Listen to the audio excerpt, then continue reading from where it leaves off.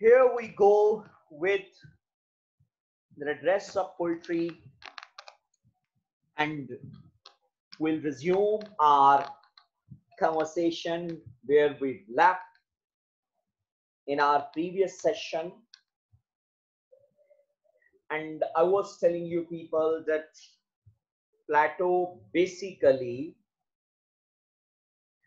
discarded this point that poetry is useful for humanity. अपनी famous treatise the Republic के अंदर वो कहते हैं कि if there would have been some ideal state, republic basically it was representing some ideal state, there would not have been any poets. तो फिर कोई मतलब वहां पे poets नहीं है.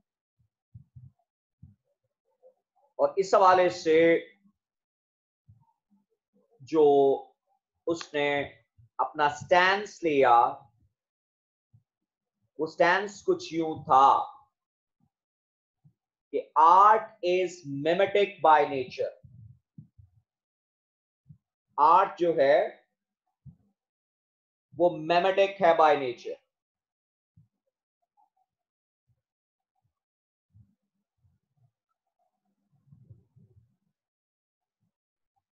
So imitation of life thus twice away from reality. ये हकीकत से दो गुना दूर होता है. According to the opinion of Plato, that idea is real. और उस आइडिया से जनरेटेड जो भी चीज होगी वो डिबेस्ड होगी, वो यूजलेस होगी, वो परफेक्ट नहीं होगी.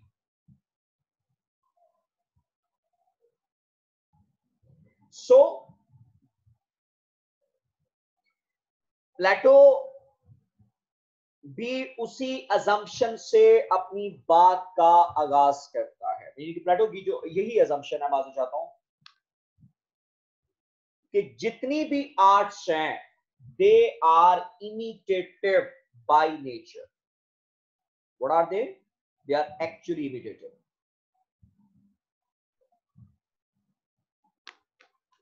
और कोई भी चीज जो कि सिर्फ सेंसुअल वर्ल्ड को रिफ्लेक्ट करेगी, सेंसुअल वर्ल्ड को पेंट करेगी या उसको ऑब्जर्व करके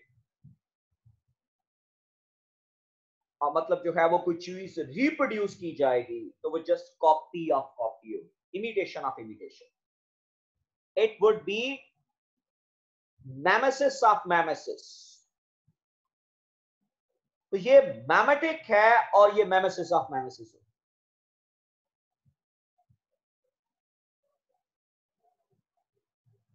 ये जो वर्ड है वो कहता है कि असल में जब खुदा ने इस कायनात को तहलीक करने का आइडिया लिया होगा, तो जो उसने ये दुनिया बनाई वो उस आइडिया की कभी भी मतलब जो है वो उसकी इम्परफेक्ट ये कॉपी है. आज भी वो आइडियल वर्ल्ड इस दुनिया में एग्जिस्ट नहीं करती, ये रियल नहीं है.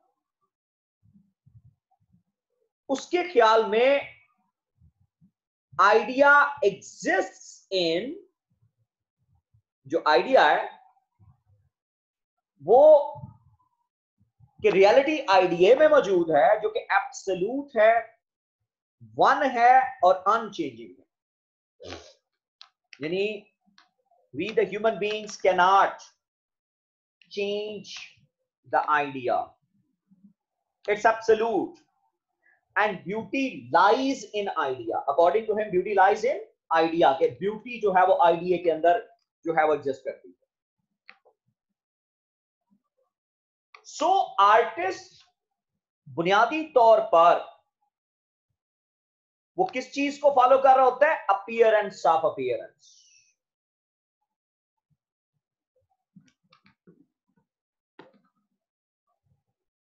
यानी आर्टिस्ट की जो अप्रोच है वो इन रियलिटी हम उसको कभी भी जेन्युइन अप्रोच करार नहीं दे सकते, क्योंकि ये उसके माइंड का क्या नहीं होता, ये आइडिया नहीं होता, बल्कि उसने इस वर्ल्ड को जो कि किसी और का आइडिया है, कुदरत का, गॉड्स का आइडिया है, उसने उस गॉड्स के आइडिया में से क्या किया है, एक चीज बनाने की, एक इमेज बनाने की कोशिश की। और चूंकि जब वो आइडियल वर्ल्ड को, चूंकि आइडियल वर्ल्ड तक वो पहुंच ही नहीं पाया, खुदा इस दुनिया को कैसे बनाना चाहता था वो उस तक जा ही नहीं सका, तो ऐसी शक्ल में उसकी जो पेंटिंग है, उसकी जो इमेज है, वो क्यों कर हकीकत से करीब होगी। मसलन सपोज ये जो इमेज मैं आपके सामने शेयर कर रहा हूं, अगर हम इसी इमेज को देखें तो प्लेटो के पर्सपेक्टिव में ये बुनियादी तौर पर किसी ना किसी एग्जिस्टिंग नेचुरल ब्यूटी को यहां पर क्या किया गया है, इमिटेट किया गया है। तो कहता है कि वो चीज जो कि एग्जिस्टिंग, जहां से इसको देख के कॉपी किया गया है, इमिटेट करके यहां पे लाया गया है, वो पहले ही कॉपी है एक आइडिया की। तो ये कैसे खूबसूरत हो सकती है। इस तरह से ये जो बनाई गई इमेज है, this is basically twice away from reality. और हम इसी तरह से, आप कोई भी पोएम उठा लें, आप कोई भी नॉवल आप उठा लें, कोई भी पीस ऑफ आर्ट आप उठा लें, वो कहता है कि जब रीडर उसको गो थ्रू करता है, जब ऑब्जर्वर उसको देखता है और उसकी जो इंटरप्रिटेशन करता है, तो ये क्या हो जाता है, थ्राइस अवे फ्रॉम रियलिटी, कि ये हकीकत से फिर 3 गुना दूर चली जाती है। तो दैट्स व्हाई वो यहां एक स्टैंड लेता है कि असल में जो रियलिटी है वो that lies in idea. Artist is therefore concerned with the appearance of appearance, कि ऑलरेडी ये दुनिया क्या है, अपीयरेंस, यानी this world is an appearance. और आर्टिस्ट इस वर्ल्ड को क्या करता है, क्रिएट कर लेता है। तो ये एक तरह से अपीयरेंस ऑफ अपीयरेंस, यानी कि ये दुनिया जिसको वो कॉपी कर रहा है, ये दुनिया जो है वो ऑलरेडी एक कॉपी है, और फिर वो एक कॉपी की एक और कॉपी बना देता है, तो वो क्या हो जाता है, ट्वाइस अवे फ्रॉम रियलिटी। वो क्या करता है, वो जो आर्टिस्ट है, प्रेजेंट अ डिस्टॉर्टेड इमेज, वो हमारे सामने एक डिस्टॉर्टेड इमेज जो है वो पेश करता है of reality. Rather he tries to create an illusion of reality, illusion of illusion. वो एक और धोखा क्रिएट कर देता है रियलिटी का। और जो चीज धोखा हो, जो चीज इल्यूजन हो, जो चीज मतलब जो है वो डिस्टॉर्टेड इमेज हो, वो कभी भी किसी भी इंसान के लिए बेहतरी का सामान नहीं हो सकती। सो उसकी इमिटेशन जो एक आर्टिस्ट की, हाँ वो पोएम की शक्ल में है, हाँ वो मतलब ड्रामा की शक्ल में है, वो इमिटेशन ऑफ इमिटेशन से ज्यादा कुछ भी नहीं है। और लिहाजा जब हम लोग उसको देखते हैं तो हम क्या होते हैं, थ्राइस रिमूव्ड फ्रॉम रियलिटी, हम हकीकत से 3 गुना ज्यादा दूर चले जाते हैं। हकीकत हमसे 3 गुना ज्यादा आगे निकल जाती है। तो ये उसका एक स्टांस हमें बहरहाल नजर आ रहा है, और वो इस स्टांस में कैटेगोरिकली इस बात को डिनाई करता है कि जो जो आर्ट है, जो आर्टिस्ट है, ये बुनियादी जब भी हम बात करेंगे, ये असल में कॉपी ऑफ कॉपी है। ये कॉपी करता है चीजों को, और ये कभी भी हकीकत के करीब हमें कोई चीज बना के नहीं दे सकता। दैट्स वाई ऐसी चीज जो कि कॉपी होगी वो कभी भी मतलब जो है वो इंसानियत के लिए फलाह बहबूद का, उनके लिए बेहतरी का सबब नहीं हो सकता। फर्दर इस चीज को वो आगे, जिस तरह से कल मैंने इसको मतलब आपके सामने ये शेयर भी किया था, और हम इस बात को आसानी से मतलब जो है वो कैरी भी कर सकते हैं कि पोएट बुनियादी तौर पर मतलब जो है वो असल में जो चीज बनी हुई है, जो ऑलरेडी हमारे इर्द गिर्द जो वर्ल्ड ऑफ सेंसेस है, जिसको हम अपनी आंखों से देख पा रहे हैं, ये असल में किसी ना किसी का आइडिया था। और वो आइडिया क्या था? इसके बनाने वाले का। और जब उस आइडिया को उसने बना लिया तो ये इमिटेशन हो गई। चूंकि आइडिया ओरिजिनल था, लेकिन इमिटेशन जो है वो डिबेस्ड है। ये ओरिजिनल ज्यादा खूबसूरत था, और जो इमिटेशन है वो डिबेस्ड है। वो उस तरह से उतनी खूबसूरत और अट्रैक्टिव नहीं है जिस तरह से इसको होना चाहिए था। या कहता है कि कभी भी जो चीज कॉपी की जाती है वो कभी भी उस तरह से खूबसूरत नहीं होती। और आर्टिस्ट किसको मतलब फॉलो करता है? ये जो एरो सिंबल है, इस बात की रिफ्लेक्शन है कि वो ऑब्जेक्ट को देख रहा है, वो आइडिया को नहीं देख रहा। तो आर्टिस्ट जो है वो ऑब्जेक्ट को देखता है, और वहां से वो अपनी क्रिएशन करता है। अब आर्टिस्ट ऑब्जर्वर की हैसियत से जो क्रिएट करेगा, जो ऑलरेडी इमिटेशन है, उसकी फिर क्या बन जाएगी? इमिटेशन ऑफ इमिटेशन हमारे सामने आ जाएगी। तो नेक्स्ट फर्दर जब हम इस कॉन्सेप्ट को आगे मतलब मूव ऑन करते हैं, तो वी डू ऑब्जर्व कि किस तरह से कहता है कि a utilitarian, useful rather than attractive, and the pragmatic approach from poetry has been as old as Plato. तो प्लेटो ने सबसे पहले ये कहा था कि हम उस चीज को आइडियल स्टेट में जगह नहीं देंगे, या आइडियल स्टेट में वो चीज नहीं होनी चाहिए जो कि यूटिलिटेरियन ना हो। जैसा कि कल मैं आप लोगों के साथ बता रहा था, तो उसके तीन मतलब शोबाजात हैं, जिसमें लेबरर क्लास है, जिसमें सोल्जर क्लास है, और फिलोसफर क्लास है। तो वो कहता है वो तीनों तो एक हुकूमत कर रहा है, एक दिफा कर रहा है, तीसरे जो वो तमाम तबकात शामिल है जो माशरे की नीड्स पूरी कर रहे हैं, यानी कि सबका कोई ना कोई फायदा है। जबकि वो कहता है कि इनका मतलब ये जो पोएट्स हैं, ये जो आर्टिस्ट हैं, इनका कोई फायदा नहीं। तो that's why Plato banished the poets from his famous treatise the Republic. उसने रिपब्लिक में मतलब इनको बैनिश कर दिया। मॉरलिस्ट होने के तौर पर Plato disapprove poetry because it is immoral, कि ये गैर अखलाकी है। अकॉर्डिंग टू हिम कि पोएट्स जो हैं वो बुनियादी तौर पर क्या करते हैं कि जो है वो उन इमोशंस को प्रमोट करते हैं जिन इमोशंस को मतलब जो है वो ड्राई अप करने की जरूरत है, जिन इमोशंस को जो है वो रोकने की जरूरत है। Poetry इंस्टिगेट्स those emotions which need to dry up।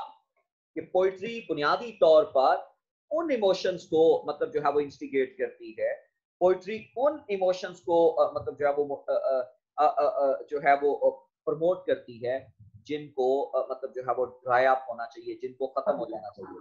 उसके पीछे वजह वो ये देता है कि ये पोएट्स हैं जो इमोरली मतलब जो है वो चीजों को प्रेजेंट करने की कोशिश करते हैं। अब इमोरलिटी की वो मिसाल क्या लेता है कि मसलन पोएट्स लाइक वो होमर और वर्जल जैसे पोएट्स के हवाले से ये कहता है कि ये वो लोग हैं जो गॉड्स एंड गॉडेसेस को इमोरली हमारी यूथ के सामने पेश करते हैं।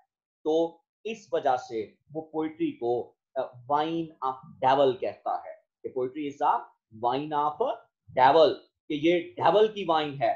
और वाइन जिस तरह से बेसुध कर देती है इंसान को, उसके होशो हवास खो लेती है, ऐसे ही पोइट्री भी जो है वो इंसान को जो है वो बिल्कुल उसके होशो हवास खो देती है। वो क्लियरली मतलब जो है वो चीजों को मतलब जो है वो उस तरह से फॉलो नहीं कर पाता। तो he is among the haters of poets and poetry. उस दौर के अंदर प्लेटो जब ये सब कुछ लिख रहा था तो उस दौर में ये कहा जाता है, उस दौर के पोएट्स ने मतलब जो है वो रोमांटिक टेल्स लिखी गॉड्स एंड गॉडेसेस की, और उन रोमांटिक टेल्स के ऊपर हम लोग ये ऑब्जर्व करते हैं कि किस तरह से चीजें जो है वो चली और उसका अल्टीमेटली क्या नुकसान हुआ। हम जब भी बात करेंगे कि इसके ख्याल में वो कहता है कि मतलब पोइट्री जो है वो गुमराह करती है लोगों को, ये मतलब जब वो डिस्ट्रैक्ट कर देती है लोगों को। So Plato conceive this world as a world of illusion. This is not real world. It is an imperfect copy of an ideal world. और that's why वो इंसानी लव पर, इंसानी मोहब्बत के ऊपर जो है वो जब चीजों की मतलब जो है वो बात करते हैं तो ऐसे में ये नजर आता है कि जैसे वो इस इम्परफेक्ट मोहब्बत की बात कर रहे हैं। That's why they are not needed। और वो हमारी यूथ को डिस्ट्रैक्ट करते हैं। वो कहता है कि अगर पोइट्री को आइडियल स्टेट के अंदर पनपने की इजाजत दी गई, पोएट्स को वहां रखा गया, तो वो हमारी पूरी की पूरी जो यूथ होगी, आइडियल स्टेट की जो यूथ होगी, उसको मिसगाइड कर देंगे। तो ideal world exist in our idea, that's why it's called ideal, belonging to the idea. So यही वो वजह है कि वो आइडियल स्टेट के अंदर जो वो करना चाहता है वो आइडियल स्टेट। अब यहाँ एक बहुत बड़ा जो है वो क्वेश्चन भी रेज होता है कि प्लेटो जब खुद अपनी आइडियल स्टेट को इस दुनिया के अंदर मतलब जब वो बनाना चाहता है तो क्या वो इमिटेशन नहीं होगी? वो कहता है कि नेचुरली इमिटेशन तो होगी, लेकिन हम उसको उस परफेक्शन तक लेके चले जाएंगे। और क्यों कर लेके चले जाएंगे? क्योंकि उसमें मतलब जो है वो ये पोएट्स मौजूद नहीं होंगे जो हमारे लोगों को गुमराह कर रहे होंगे। So in his ideal republic Plato would allow only those people who may take us to perfection। और वो हमारे सामने तीन लोग हैं। furthermore as मतलब उसमें फिलोसफर किंग है, उसमें सोल्जर क्लास है और उसमें लेबरल क्लास है। फिलोसफर ही disapproves it because it is based on falsehood. कि पोइट्री जो है वो इसको इस वजह से भी मतलब डिसअप्रूव करता है कि पोइट्री जो है वो झूठ पर मबनी होती है। जे यू कैन से वो पोएट्स को डिक्लेयर करता है that they belong to the devil's party, कि वो डेविल के मतलब जो है वो के साथ जो है वो चलते हैं। वजह ये है कि जो जितना कुछ वो बताते हैं उसका हकीकत के साथ कोई ताल्लुक नहीं है। वो इमेजिनेशन में लेके चले जाते हैं और इमेजिनेशन जो है वो इंसान को आइडल बना देती है। Plato wants to pursue truth at every cost. वो कहता है कि अगर आइडियल स्टेट के अंदर सच्चाई नहीं है, अगर वहां पे सच्चाई एग्जिस्ट नहीं करती, but an art deals with illusion, truth at every cost, but an art deals with illusion। लेकिन आर्ट का ताल्लुक जो है वो किसके साथ है? illusion के साथ है। सो प्लेटो की रिपब्लिक में मतलब जो है वो कोई प्लेस नहीं है पोएट्स एंड पोएट्री की, which he called the mother of lies and the formation of an ideal republic। He wants that everything which is wrong must be removed। कि जो कुछ गलत है उसको क्या कर दिया जाए, मतलब जो है वो उसको रिमूव कर दिया जाए, must be removed and only useful and practical things should be introduced। कि यूजफुल और प्रैक्टिकल थिंग्स को जो है वो सिर्फ और सिर्फ इंट्रोड्यूस किया जाना चाहिए। ऐसा ना हो कि मतलब इम्प्रैक्टिकल चीजें जो हैं वो अगर आप मतलब यहाँ पर लेकर आते हैं तो उसका जो है वो बहुत ज्यादा नुकसान होगा। तो he wants that everything which is wrong must be removed and only useful and practical things should be. और जो प्रैग्मेटिक हैं वो मतलब जो है, तो ये ही was the first man. Plato अपनी रिपब्लिक के अंदर जब पोइट्री को इसने डिस्कार्ड किया था तो he was the first person who basically discarded poetry on three grounds: intellectual grounds, moral grounds and political grounds। तो इन तीन ग्राउंड्स के ऊपर जो है वो इसको मतलब जो है वो या प्रैग्मेटिक ग्राउंड्स के साथ आप बात कर लें तो उसने इसको डिस्कार्ड किया था कि मॉरली ये हमारी यूथ को करप्ट करते हैं। अगर आप इसको देखें कि बिलफर्स प्रैग्मेटिक ग्राउंड्स पर, तो ये यूटिलिटेरियन ग्राउंड पर अगर देखें तो इनका कोई फायदा हमें नजर नहीं आता। That's why poets and poetry should be you can say removed from the society. इनको मतलब जो है वो नहीं होना चाहिए, और अगर ये जहां ये होंगे वहां पर ये लोगों को गुमराह करने का सबब बनेंगे। प्लेटो जिस तरह से पोइट्री को डिस्कार्ड करता है, उसी तर्ज के साथ अरिस्टोटल जो है वो पोइट्री को क्या कर देता है, सॉरी प्लेटो के स्टैंस को रिजेक्ट करता है। Aristotle was the greatest disciple of Plato, and he was the teacher of Alexander the Great. तो इस तरह से ये आपस में लिंक भी जुड़ जाता है। Socrates, Plato, Aristotle and Alexander the Great, ये आपस में चारों उस्ताद शागिर्द के तौर पर हमें नजर आए। उसने जो लफ्ज मेमेसिस यूज हुआ,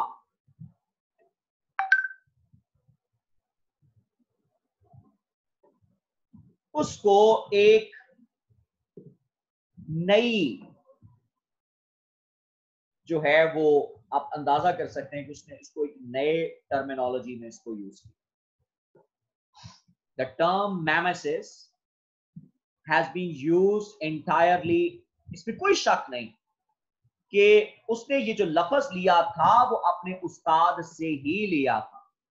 द वर्ड मेमेसिस जो है, it was derived, it was taken, it was borrowed from Plato, but he gave a new interpretation to this word,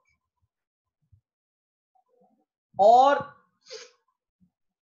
उसने इसको एक नई सिग्निफिकेंस दी, और उसमें जो मेमेसिस के अंदर प्लेटो ने सेंस ऑफ इंफीरियरिटी डाल दी थी कि everything which is memetic, it is cheap. Everything which is memetic, which is that is you can say misleading. Aristotle के ख्याल में art, however, imitates not merely the appearances or the externals of this world.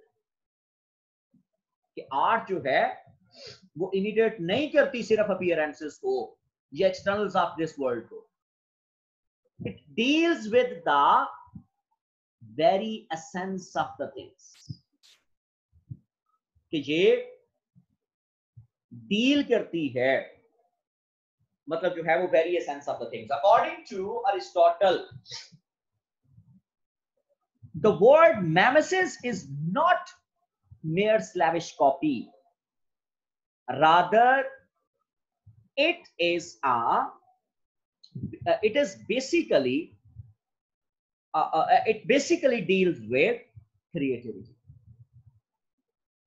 और यही वो बात करता है कि there is a creative reproduction, कि जब एक आर्टिस्ट जो है वो किसी चीज को हमारे सामने क्या करता है, पेंट करता है, either it is in the form of words और in the form of colours, तो ये सिर्फ मेयर कॉपी नहीं है, बल्कि ये क्या है, स्लैविश कॉपी नहीं है, क्रिएटिव रिप्रोडक्शन।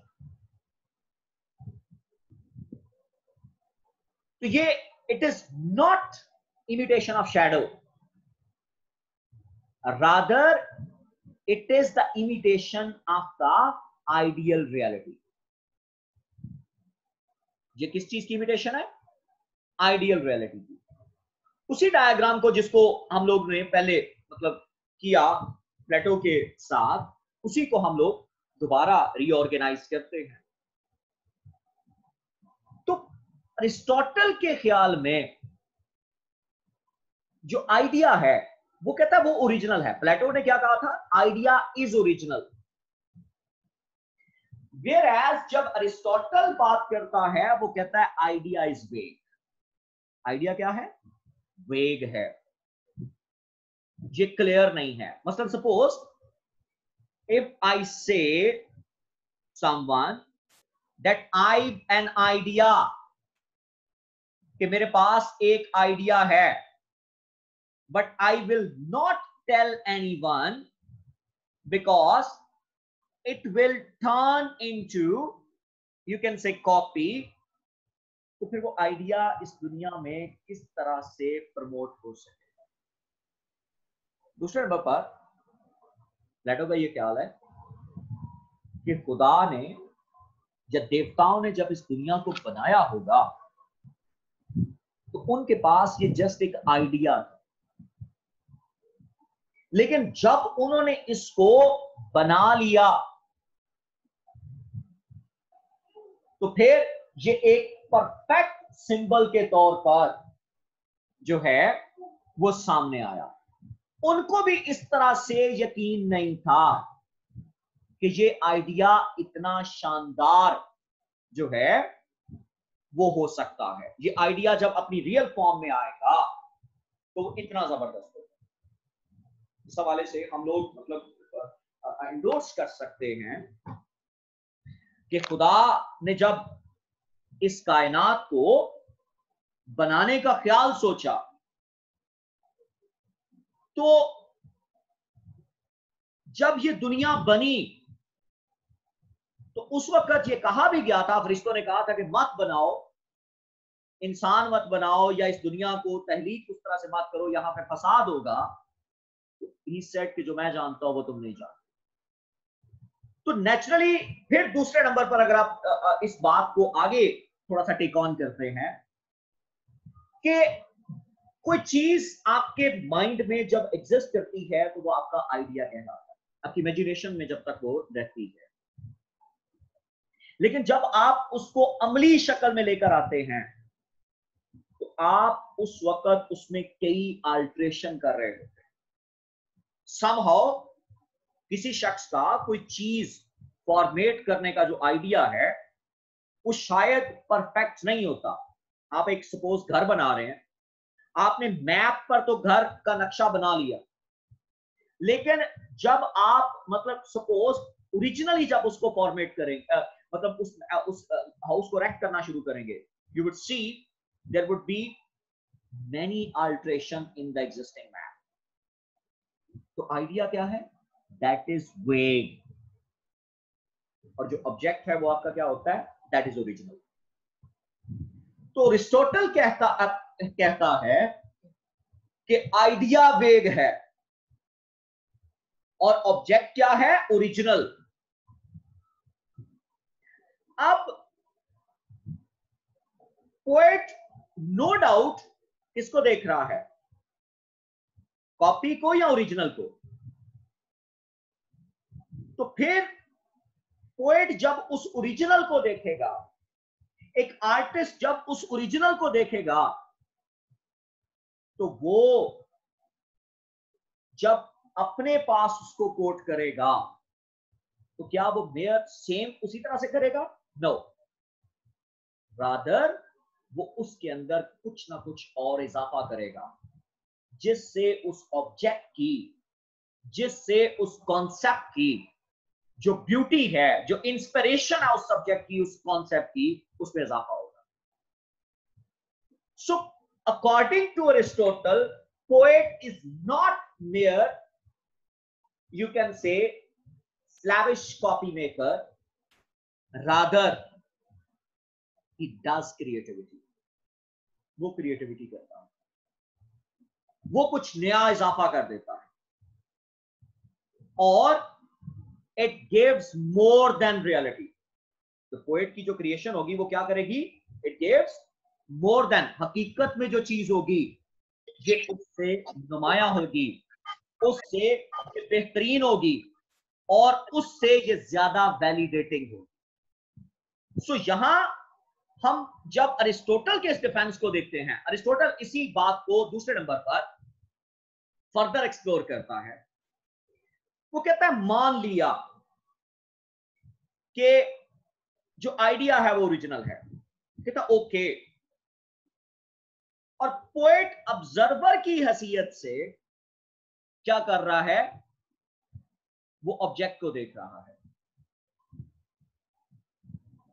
तो क्या जब पोएट किसी भी पिक्चर को, किसी भी चीज को जब वो अपने पास नरेट करेगा, वो लिखेगा, तो क्या जैसे वो ऑब्जेक्ट होगा वैसे लिखेगा? नो, बल्कि पोएट क्या करेगा, इस ऑब्जेक्ट के थ्रू आइडिया तक पहुंचने की कोशिश करेगा। वी नो वेरी वेल कि ये एक ट्रायंगल है और इन तीनों का आपस में क्या जुड़ा हुआ है, एक लिंक है कि पोएट अगर ऑब्जेक्ट देख रहा है जो कि इस दुनिया में है, जिसको मद्देनजर रखकर उसने अपनी क्रिएशन करनी है, तो वो बिल्कुल उसको कॉपी नहीं कर रहा, बल्कि उसके अंदर वो कुछ ऐसी कैरेक्टरिस्टिक्स डाल रहा है जो कि एक आइडियल पिक्चर के अंदर होनी चाहिए, एक आइडियल वर्ल्ड के अंदर होनी चाहिए। That's why poet through object, यानी a poet an artist through object takes us to reality, takes us to ideal, कि वो हमें आइडियल तक लेके चला जाता है। Then credit goes to the artist, कि जो इस डिबेस्ड वर्ल्ड के अंदर जो खराबियां हैं, मान लिया जनाब कि पोएट ऑब्जर्वर है, मान लिया आइडिया ओरिजिनल है, ओके जी, प्लेटो की बात हम मान जाते हैं कि आइडिया ओरिजिनल है, लेकिन उस आइडिया तक पहुंचने के लिए there is a need of source, and object becomes the source that takes us towards idea. तो यहां फिर अरिस्टोटल ये कहता है कि poet is a man who gives us more than reality, कि जो हमें हकीकत से क्या करता है, कुछ ज्यादा देता है, जो हमें ऑब्जेक्ट नहीं दे पाता, या ऑब्जेक्ट अगर डिबेस्ड भी है तो आइडिया जो है वो करेक्ट फॉर्म के अंदर जो है ऑब्जेक्ट के लिए हम लोग उस आइडियल वर्ल्ड तक जा सकते हैं।